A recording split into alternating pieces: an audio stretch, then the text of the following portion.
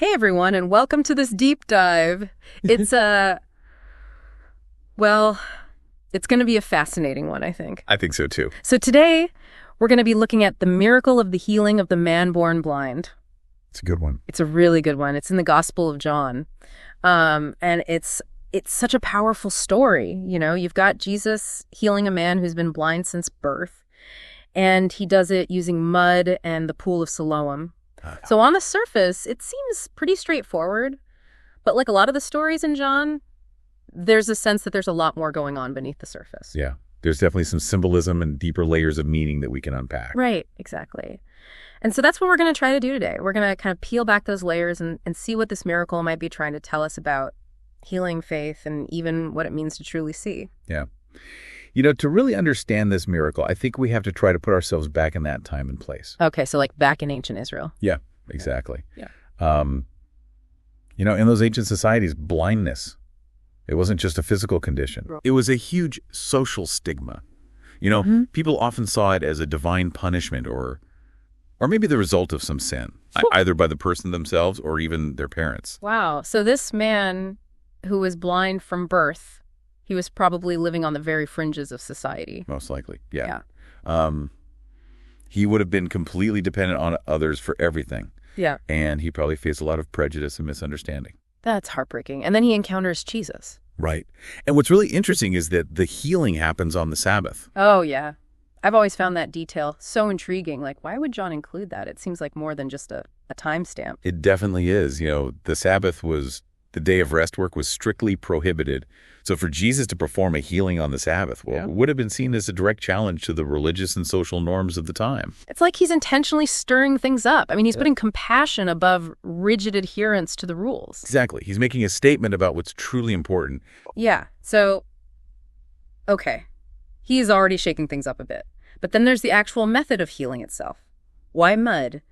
And why send the man to the pool of Siloam? I mean, it all seems so specific. Right. There's definitely some symbolism going on here. Yeah. Some scholars see the use of mud as a reference to the creation story, where man is formed from the dust of the ground. Oh, wow. Like a recreation. Exactly. It's like Jesus is performing an act of recreation, giving this man a new life, both physically and spiritually. I love that. So it's not just about restoring his sight, it's about making him whole. Precisely. And then there's the Pool of Siloam. Right, which also seems very deliberate. Oh, yeah. I mean, in that time period, the Pool of Siloam was associated with ritual cleansing and purification. Oh. So sending the man to wash there, it suggests that there's a spiritual transformation happening alongside the physical healing. So it's like this multi-layered miracle. You've got this man who's been blind his whole life. Suddenly he can see, and it happens in a way that challenges social norms and points to these deeper spiritual meanings. I mean, this had to have caused quite a stir. Oh, absolutely. Imagine witnessing this.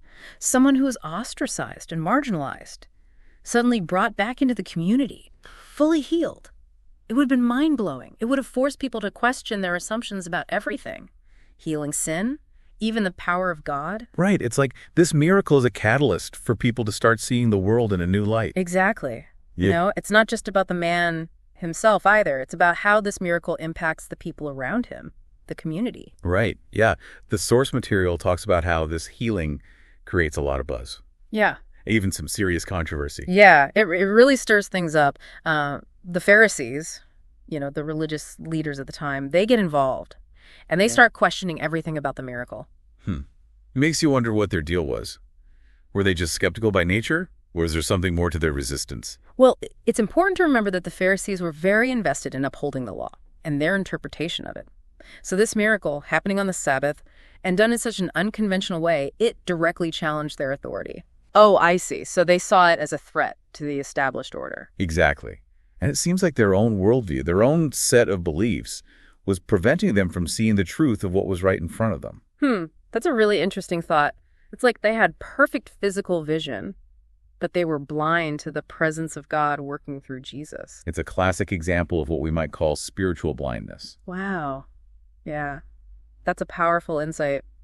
And it makes me think about the man's response to all of this. He doesn't back down at all. In fact, he seems to become even more bold in his belief. Absolutely. He goes from being this marginalized beggar to boldly proclaiming the truth of his healing. He even challenges the Pharisees, pointing out how ridiculous their disbelief is. It's like he's found his voice, not just physically, but spiritually as well. Yeah, and his courage is contagious. His testimony inspires others to question their own beliefs and to consider that Jesus might really be the Messiah. So we have this really stark contrast here. You've got the man's growing faith, and then the Pharisees' stubborn resistance. And it raises some big questions about what it really means to see. I mean, it's obviously about more than just physical sight, Right. right? It's not just about what our eyes can perceive. This story suggests that true sight is about recognizing the divine, even in the midst of the ordinary. It's about having a heart that's open to the truth, no matter how challenging it might be. That's beautifully put. And it makes me think, we might not be dealing with literal blindness today, but are there ways that we're metaphorically blind in the modern world? Are there things that prevent us from seeing things clearly, from recognizing truth? It really makes you think about our own lives, doesn't it? What are the things that keep us from seeing the bigger picture, like the needs of others, or maybe the ways that we're contributing to injustice? It's tough to admit sometimes, isn't it? It's like we can get so caught up in our own little worlds that we miss what's really going on around us. It's so easy to get tunnel vision. And I think that's what strikes me about the man who was healed, He didn't just passively accept his newfound sight. He actually used it to speak truth to power, even when it put him at odds with the religious authorities. Oh, yeah, absolutely. It's like his physical healing somehow empowered him to also challenge this spiritual blindness that he saw around him. Yeah. He became this advocate for truth and compassion, for a whole new way of seeing the world. And it makes me think about the Pool of Siloam, too. It wasn't just some random place. Right. It was specifically known for ritual cleansing. So it makes me wonder, are there symbolic pools in our own lives, like places or experiences that can help us wash away our preconceived notions and see things more clearly? Wow, that's a beautiful thought. Yeah. What if we approached our daily interactions, our exposure to different cultures and ideas as opportunities for that kind of cleansing and renewal? What if we allowed those experiences to challenge our assumptions and really open our eyes to new possibilities? Yeah, like what if we intentionally sought out those pools? I love that. It's almost like this miracle story is inviting us to go on our own journey of spiritual sight restoration, not just to see things differently, but to actually be changed by what we see. Yeah, and that transformation, it can be so powerful. But it's not always easy, The man who was healed, he faced opposition, even persecution for speaking out. Yeah. And it's a good reminder that real faith, real courage, isn't about staying silent and comfortable. Sometimes it means making some noise, even if it makes people uncomfortable. Yeah. Sometimes it means shaking things up a bit, like Jesus did when he healed on the Sabbath. Exactly. It's about being willing to challenge our own blind spots, to speak out against injustice, and to really live in a way that reflects the compassion and truth that we've been shown. So much to think about. This miracle story, it's not just a historical event.